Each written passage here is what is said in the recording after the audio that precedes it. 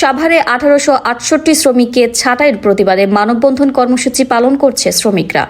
দুপুরে সাভারের ওলাইল এলাকায় এই মানববন্ধন কর্মসূচি পালন করেন তারা। মানববন্ধনে এ সময় শ্রমিকদের পাশাপাশি বিভিন্ন সংগঠনের শ্রমিক নেতারাও অংশগ্রহণ করেন। শ্রমিকরা জানায়, সাভারের ওলাইল এলাকায় অবস্থিত মুন্সিগঞ্জ 1 আসনের সংসদ সদস্য শেখ আবদুল্লাহর মালিকানাধীন আল মুসলিম গ্রুপের 3টি তৈরি পোশাক কারখানায় 1868 জন শ্রমিককে কার্যাদেশ কমে যাওয়ার ছাঁটাই করা হয়। পরে সকালে ছাঁটাইকৃত শ্রমিকরা কারখানায় প্রবেশ করতে এসে ছাঁটাইয়ের নোটিশ দেখে বিক্ষোভ করে।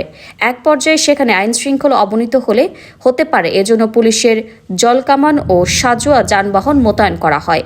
পরে শ্রমিকরা চাকরিতে পুনর্বহালের দাবিতে দুপুরে ওলাইল এলাকায় মানববন্ধন কর্মসূচি পালন করেন।